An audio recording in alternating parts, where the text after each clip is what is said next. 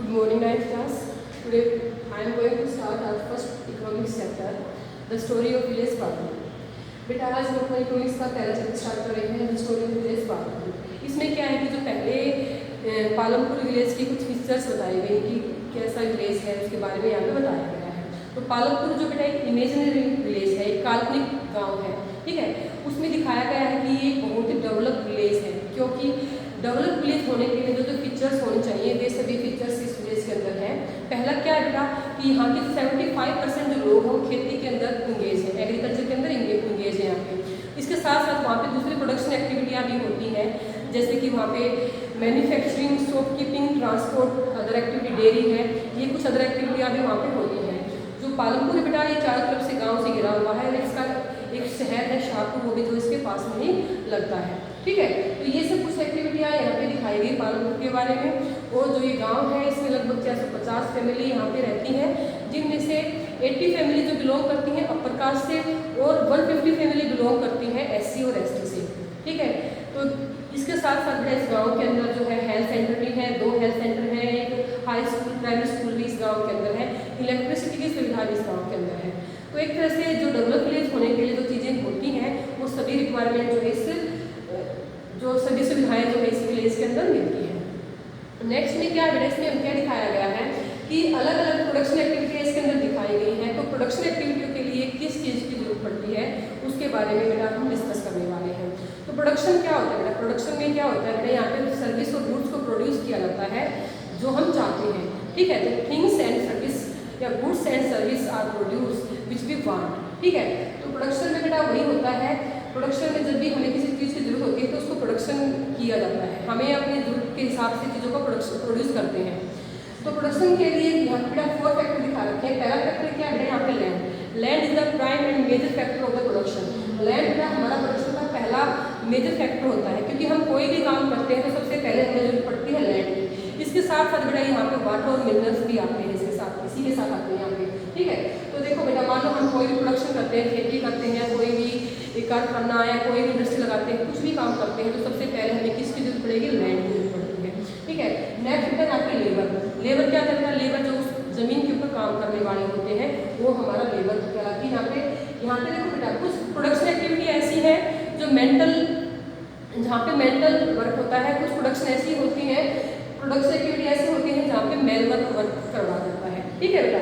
Manual work का मतलब सारी अगर हम खेती कर रहे हैं बेटा वहाँ पे, तो खेती में क्या होता है कि वहाँ पे मैनुअल वर्क की जरूरत पड़ती है। अगर रोड बनाया जा रहा है वहाँ पे बेटा वहाँ पे भी बेटा मैनुअल वर्क की जरूरत पड़ती है।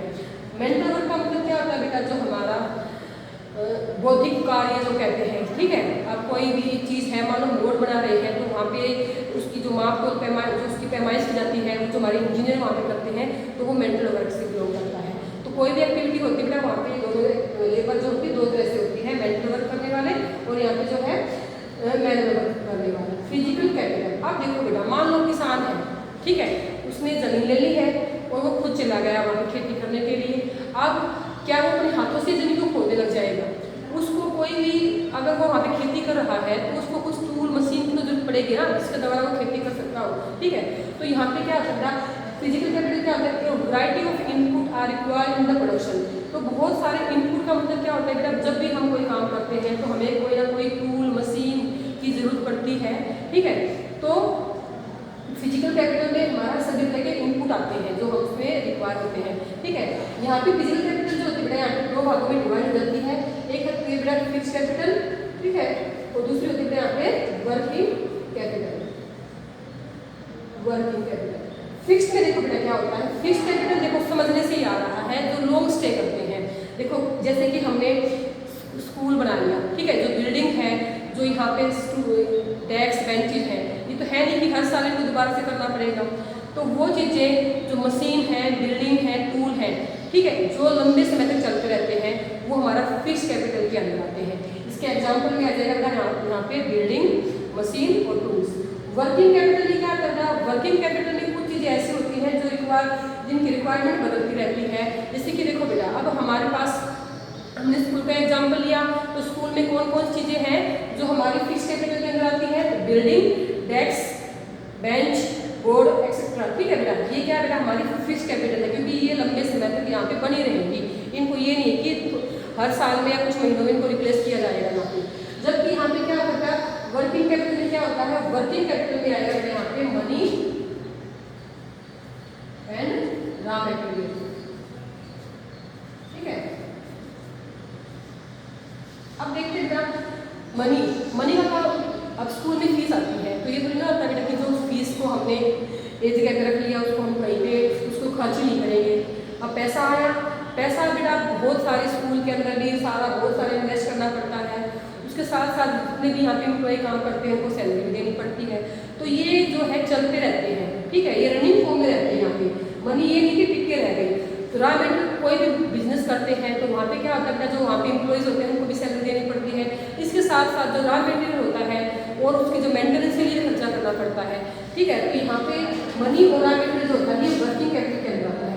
रॉ मटेरियल क्या होता है, कच्चा माल होता है। कोई भी चीज़ हम जब प्रोड्यूस करते हैं, ठीक है, तो उसको घर पे नहीं रखते हैं। मान लो हमने कॉटन उगाया, उसको घर पे रखेंगे नहीं रखेंगे, उसको क्या करेंगे, बाजार में बेचेंगे और कॉटन से जो है कपड़ा बनाया जाएगा। ऐसे ही हमने जब गेहूँ जो भी यहाँ पे उगाते हैं उनको क्या करते हैं बेटा, बाजार में बेचते हैं ताकि उनसे आटा और ब्रेड वगैरह कुछ भी बनाया जाए। तो जो रॉ मटेरियल होता है वो भी उसकी जो फॉर्म होती है वो चेंज होती रहती है। थर्ड बेटा यहाँ फोर्थ बेटा यहाँ पे ह्यूमन कैपिटल। ह्यूमन कैपिटल क्या होता है बेटा, वैसे तो अगर हम नेक्स्ट चैप्टर की बात करेंगे तो उसमें क्या कहा गया है, ऑल ह्यूमन्स आर कैपिटल। कैसे ह्यूमन कैसे कैपिटल बेटा, क्योंकि जब अगर कोई भी आदमी जो है वो प्रोडक्शन के अंदर वो जो है देश की इनकम के अंदर अपना शेयर कर रहा है तो वो ह्यूमन कैपिटल के अंदर ही आता है। परंतु इस तरह के अकॉर्डिंग हमने क्या किया बेटा, अब देखो भाई स्कूल की बात करेंगे या कोई भी काम करते हैं उसमें देखो बेटा, मान लो हमारे पास हमने ज़मीन भी खरीद ली है, वहाँ पे बिल्डिंग बना ली है और वहाँ पे कर्मचारी भी आ जाते हैं काम करने के लिए। तो कोई तो होता है जो उनसे सब कुछ काम करवाता है, उसके पास क्या होती है, उसके पास नॉलेज होती है, उसके पास इंटरप्राइज होता है। नॉलेज और इंटरप्राइज जो होती है इनके द्वारा वो क्या करता है, तीनों फैक्टर का इस्तेमाल करता है। कौन कौन से, लैंड का इस्तेमाल किया, लेबर और फिजिकल फैक्टर, इन तीनों का इस्तेमाल करके आउटपुट निकालता है कौन, ह्यूमन कैपिटल। ठीक है बेटा, तो ह्यूमन कैपिटल में क्या आएगा बेटा, ह्यूमन कैपिटल में आएंगे जिनके पास नॉलेज और इंटरप्राइज होता है और जो तीनों फैक्टर का इस्तेमाल करके आउटपुट को निकालते हैं वो हमारे किसके अंदर आएगा, ह्यूमन कैपिटल के अंदर आते हैं। ठीक है, अब देखो बेटा इसमें हमने 4 फैक्टर यहाँ पे देख लिए हैं, लैंड, लेबर, फिजिकल कैपिटल और ह्यूमन कैपिटल यहाँ पे हमने देख लिए हैं। ठीक है, अब देखो लैंड इज फिक्स्ड। अब इसमें बात की गई लैंड इज फिक्स्ड, ये तो हमें पता है कि लैंड जो वो फिक्स्ड होती है, वो ये नहीं कि रबड़ की तरह उसको हम बढ़ा सकते हैं। ठीक है, वो फिक्स्ड होती है तो प्रोडक्शन भी फिक्स होता है। परंतु क्या है कि बेटा 1960 के बाद जो है प्रोडक्शन में बढ़ोतरी होती चली गई। अब आप सोचोगे कि 1960 के बाद ऐसा क्या हुआ जो प्रोडक्शन में बढ़ोतरी होती चली जाती है। तो 1960 के बाद क्या होता है बेटा कि ग्रीन रिवॉल्यूशन जब यहाँ पे आती है तो जो बहुत सारी वेस्ट लैंड थी गाँव के अंदर उसको भी जो है कन्वर्ट कर दिया गया एग्रीकल्चर लैंड के अंदर। इससे क्या हुआ, प्रोडक्शन में वृद्धि हो जाती है। ठीक है, नेक्स्ट हमारी हेडिंग है is there any way one can grow more from same land. तो क्या ऐसा कोई तरीका है कि कोई व्यक्ति एक सेम लैंड से ज़्यादा प्रोडक्शन प्राप्त कर सकता है। तो यहाँ पे क्या बताया गया है कि जो पालनपुर है या मोस्टली जगह पे क्या होता है कि 2 तरह की खेती फसलें उगाई जाती है, रबी क्रॉप्स और खरीफ क्रॉप्स।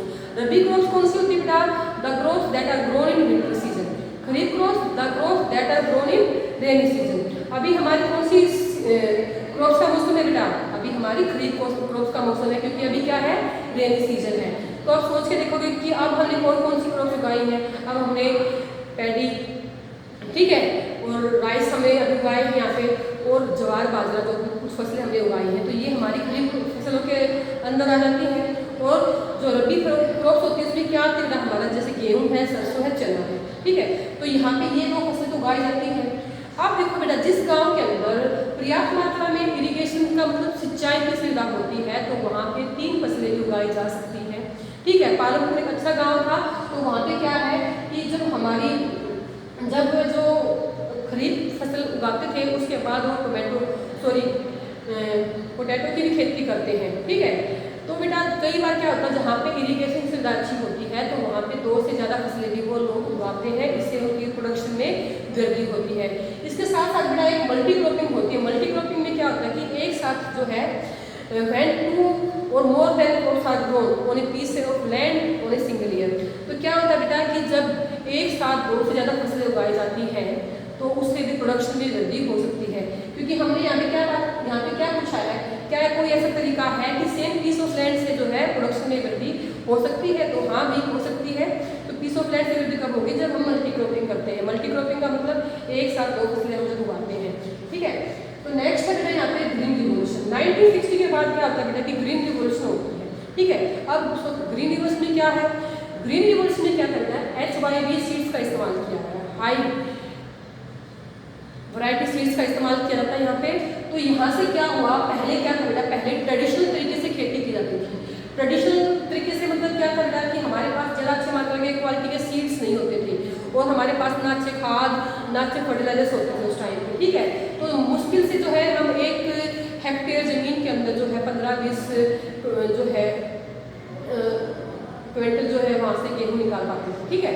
अब क्या होता है यहाँ पे, अब ग्रीन रिवॉल्यूशन आती है तो हाई क्वालिटी के सीड इस्तेमाल किए गए, फर्टिलाइजर सीड इस्तेमाल किए गए और अच्छे पेस्टिसाइड्स इस्तेमाल किए गए। पेस्टिसाइड मतलब दवाइयाँ, ठीक है।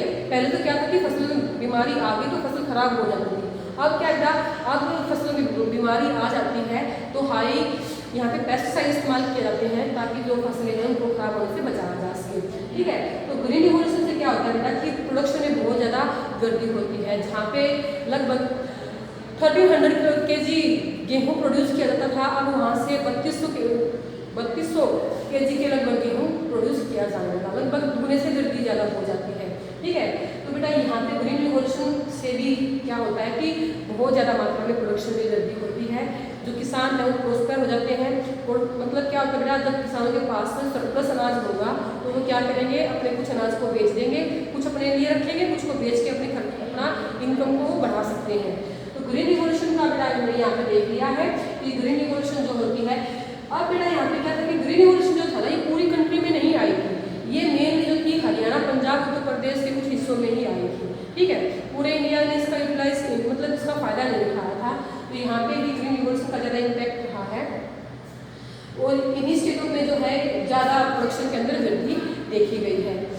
विल लैंड सस्टेन, अब क्या होता है कि क्या लैंड को हम सस्टेन रख सकते हैं? अब क्या हुआ, जब ग्रीन रिवॉल्यूशन आती है, ठीक है, तो उससे क्या हुआ, उसके कुछ बैड इफेक्ट भी हुए। प्रोडक्शन में तो वृद्धि हो जाती है परंतु उसके कुछ बैड इफेक्ट भी होते हैं। बैड इफेक्ट क्या थे कि जब ग्रीन रिवॉल्यूशन में जब बहुत ज़्यादा मात्रा HYV सीड्स का इस्तेमाल किया जाता है तो वहाँ पे क्या होता है कि बहुत ज़्यादा मात्रा में फर्टिलाइजर्स का इस्तेमाल किया जाता है, पेस्टिसाइड्स का इस्तेमाल किया जाता है, जो कि जो ज़मीन की फर्टिलिटी होती है उसको कम कर देते हैं, ठीक है। तो ज़मीन जो हमारा एक नेचुरल सोर्स होता है इसको बनने में बहुत साल लग जाते हैं।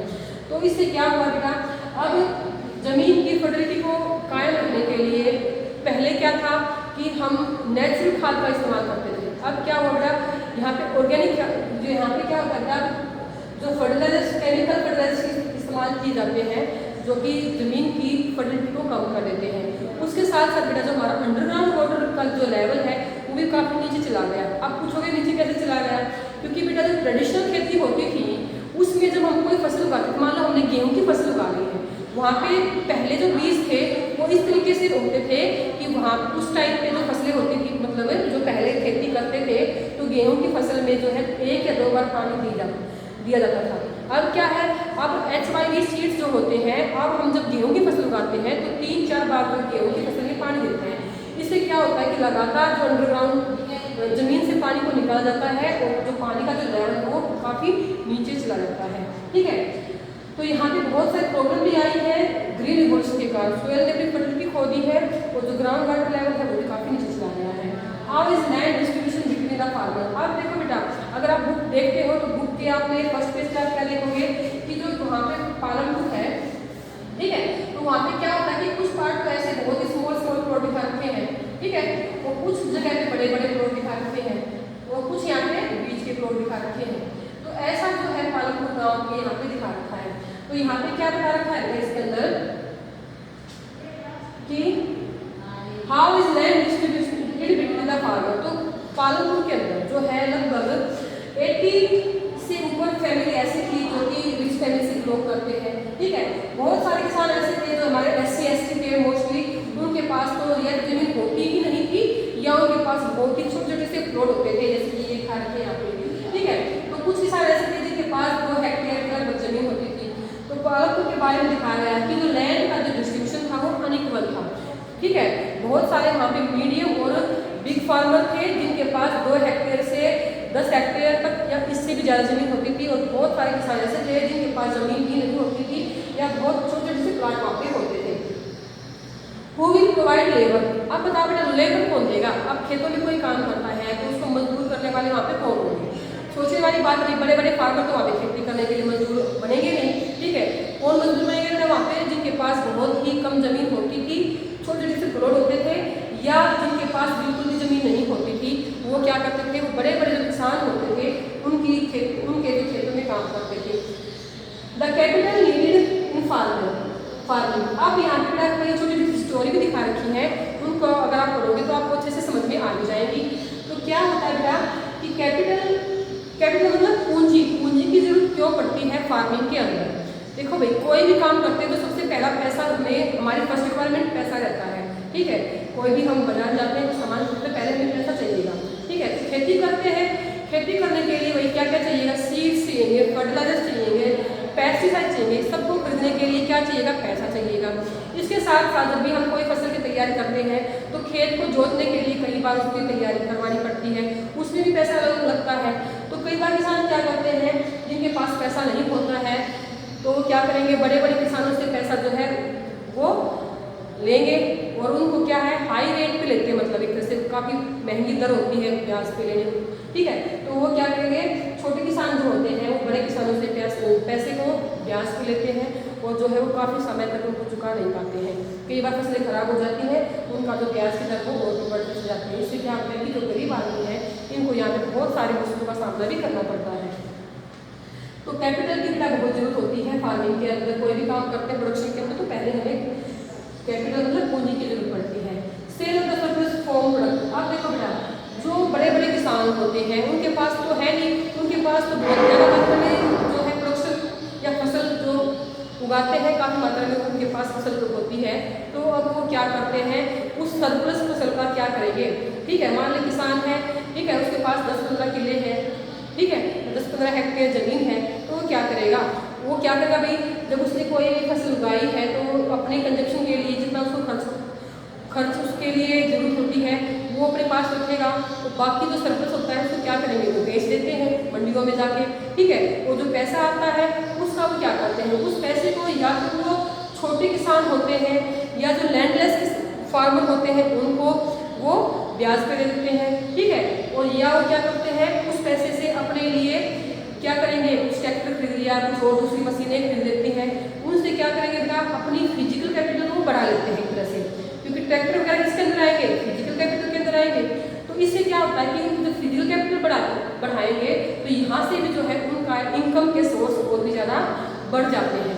तो यहाँ पे बताया गया है कि सरप्लस जो अनाज होता है उसका जो फार्मर कैसे इस्तेमाल करते हैं। तो कैसे इस्तेमाल किया, या तो छोटे किसानों को ब्याज पे दे दिया, या उससे अपने कोई कृषि के लिए कोई दूसरे जो साधन होते हैं जैसे ट्रैक्टर है या कोई दूसरे साधन होते हैं उनको खरीद लेते हैं और फिर बाद में जो है उनसे भी इनकम वो कर सकते हैं। नॉन फार्म एक्टिविटी देखो, ये बेटा हमने देखा था कि पालनपुर के अंदर जो है फार्मिंग के साथ साथ दूसरी भी एक्टिविटियाँ वहाँ पे की जाती थी। वो कौन कौन सी बेटा, डेयरी है। डेयरी में क्या है आपको सबको पता भी है, डेयरी में क्या है बेटा, बहुत सारे पशु रखा जाता है, उनके दूध को बड़े बड़े शहरों में बेचा जाता है। मैन्युफैक्चरिंग का मतलब क्या होता है बेटा, मैन्युफैक्चरिंग मतलब होता है सामान बनाना, ठीक है। तो मैन्युफैक्चरिंग में छोटा सा गांव है, अब ये तो है नहीं कि वहाँ पे बहुत बड़ी बड़ी इंडस्ट्री होगी, तो यहाँ पे जो मैन्युफैक्चरिंग का काम होता है वो घर पे ही किया जाता है, छोटे स्केल पे किया जाता है। उसमें क्या होता है बेटा, जैसे कि टोकरी बनाना, दलिया बनाना, ठीक है, कोट बनाना, ऐसे कुछ काम होते थे जो कि पालनपुर के अंदर किया जाता है। मैन्युफैक्चरिंग ये छोटे स्केल पे होती है बेटा, इसमें लेबर को हायर नहीं किया जाता था, ठीक है। उस घर के जो जितने मेंबर होते हैं वो सभी के सभी इसके अंदर इंगेज रहते हैं। ट्रांसपोर्ट का मतलब क्या होता है, ये हमने देखा था कि बहुत सारे जो गांव के लोग हैं ट्रांसपोर्ट एक्टिविटीज़ में भी इंगेज थे। उनके पास देखा था हमने बग्गी, ट्रैक्टर और जो है टेम्पो वगैरह कुछ व्हीकल होते हैं, वो क्या करेंगे बेटा, वो ट्रांसपोर्ट में क्या करते हैं कि जब गांव में क्या होता है कि जब फसलें तैयार होती हैं तो उनको मंडियों में जब लेके जाते हैं, ठीक है, तो वो इसके द्वारा भी अपनी इनकम कमाते हैं। वो जो किराया लेके, ठीक है, भाड़ा कमाते हैं एक तरह से, ट्रांसपोर्ट के द्वारा भी वो अपना गुजारा करते हैं। शॉपकीपिंग का बेटा हमें पता ही है कि दुकानदारी जो होती है, गांव में जो दुकानदार होते हैं वो शहरों से सामान लेके आते हैं और अपने गांव में जो है लोगों को बेचते हैं। यहाँ से ये लोग अपना जो है अपना आजीविका चलाते हैं। तो ठीक है बेटा, तो यहाँ पे हमने आज क्या देखा है, the story of village Palanpur. Palanpur village की स्टोरी देखा। तो इसमें बेटा कुछ फीचर्स दिखा रखे थे गाँव के बारे में। आपका यहाँ से क्वेश्चन दिया सकता है कि what are the feature of the Palanpur village. Next बेटा यहाँ पे factor of the production. Production के 4 फैक्टर दिखा रखे बेटा। पहला क्या है, लैंड। यहाँ से भी बेटा का क्वेश्चन बनता है, write some factor of the production. ये भी आपका यहाँ पे डायरेक्ट क्वेश्चन आ सकता है। तो prime factor is land. Next is labour. यहाँ पे लेबर जो होगी 2 तरह की होगी, one who will perform manual work and second who will perform mental work. Physical capital, a variety of input are required for physical capital. It is two type. First is fixed, second is working. Fixed में हमारी building tool machines and working में हमारे money और raw material रहता है। Human capital में क्या आता है, the person who have knowledge and enterprise and who utilize the 3 factor and gain the output. ठीक है, तो ह्यूमन कैपिटल क्या होता है, जिसके पास नॉलेज होती है, एंटरप्राइज होता है और जो तीनों फैक्टर का इस्तेमाल करके आउटपुट निकलवाता है या ठीक है रिजल्ट निकलवाता है, वहाँ से प्रोडक्शन करवाता है। इन का इस्तेमाल करके वो हमारा ह्यूमन कैपिटल के अंदर रहता है। तो लैंड जो फिक्स्ड होती है बेटा, अब क्या करते हैं, लैंड जो हमारे पास जो वेस्ट लैंड थी इसका हमने इस्तेमाल किया है फर्टिलाइजर्स को इस्तेमाल करके यहाँ पे। ठीक है, मल्टी क्रॉपिंग के द्वारा और अच्छी इरिगेशन सुविधाओं के द्वारा जो है हम अपनी जो क्रॉप्स उगाते हैं उसको और भी ज़्यादा बढ़ा सकते हैं। ग्रीन रिवॉल्यूशन 1960 में आती है। इसमें HRD सीड्स का इस्तेमाल किया गया था। मॉडर्न तरीके से खेती की जाती है यहाँ पे। लैंड सिस्टम का मतलब क्या होता है कि लैंड को उसकी अवस्था में बनाए रखना होता है। वो क्या होता है कि ग्रीन रिवॉल्यूशन के बहुत बेनिफिट पड़ते हैं लैंड के ऊपर। ठीक है, नेक्स्ट है कि जो लैंड का डिस्ट्रीब्यूशन है वो अनइक्वल था पालनपुर के अंदर। किसी के पास बहुत स्मॉल प्लॉट थे, किसी के पास बिग थे और किसी के पास मीडियम थे। ठीक है, और जो लेबर है वे लेबर कौन देंगे, जो लैंडलेस फार्मर थे या जिनके पास बहुत छोटे प्लाट थे वो जो है बड़े बड़े किसानों के वहाँ पे खेती करते हैं और यहाँ पे बड़े बड़े किसानों को लेबर जो है वो प्रोवाइड करवाते हैं। The capital needed in farming. जो कैपिटल का मतलब क्या होता है, पूंजी की जरूरत क्यों पड़ती है, क्योंकि जब भी कोई खेती करते हैं तो सीड्स खरीदने के लिए, पेस्टिसाइड खरीदने के लिए, फर्टिलाइजर खरीदने के लिए जो है कैपिटल की जरूरत पड़ती है। यहाँ पे सेल ऑफ द सरप्लस, जो किसानों के पास सरप्लस अनाज होता है उसका वो क्या करते हैं, मंडी में बेचेंगे और उस पैसे को दूसरे किसानों को ब्याज पे देंगे या उसके अपनी फिजिकल कैपिटल को बढ़ाते हैं। इसके साथ साथ नॉन फार्मिंग एक्टिविटी जैसे डेयरी है, मैन्युफैक्चरिंग है, ट्रांसपोर्ट है, शॉपिंग है। तो बेटा बहुत ही सिंपल टॉपिक था आपका ये इकोनॉमिक्स का। ये आपका पहले भी क्लास में हो चुका है, आज ये मैंने आपका रिवाइज करवा दिया है। ठीक है बेटा, इसको आप ध्यान से पढ़ेंगे और समझने की कोशिश करेंगे।